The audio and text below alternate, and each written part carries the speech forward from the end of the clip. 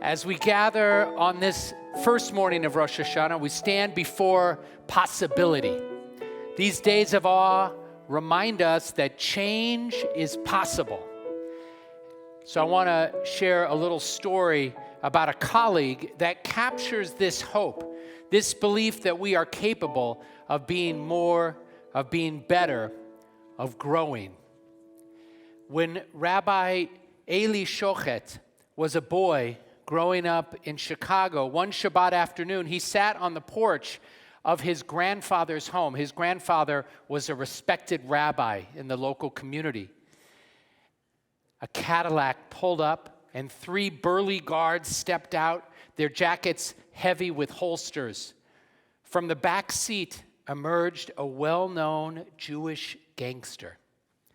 He climbed the porch steps. He placed an envelope on the table beside the rabbi, and he said, "Nimfar de yeshiva kinder. Take this for the yeshiva children, in honor of my mother's yortzeit." Then he turned and left. Young Eli burned with anger. How could this man dare to bring money on Shabbat, no less, to soothe his conscience?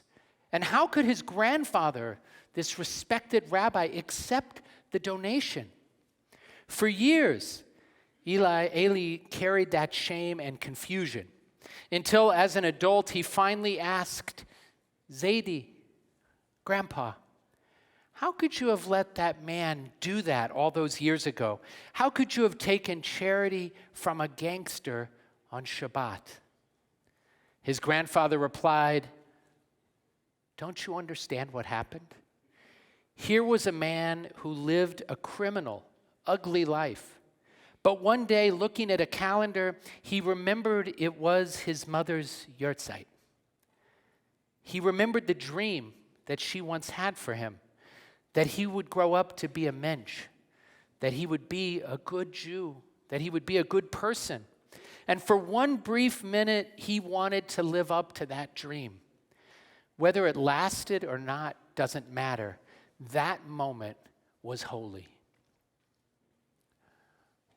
Rosh Hashanah is built for such moments. Even if most of the year we forgot the dream, even if most of the year we failed to live up to the promise of the people we were meant to be, that we would be generous and courageous and faithful and fair, this day gives us a chance to remember how we're supposed to be.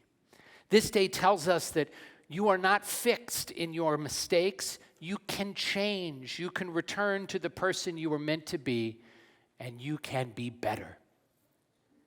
So as we open our service, I want to ask you a few questions to think about, not just this morning, but during especially these days of awe and hopefully beyond. What is the dream that someone once held for you? Or perhaps that God holds for you? What's one step that you could take today towards realizing that dream?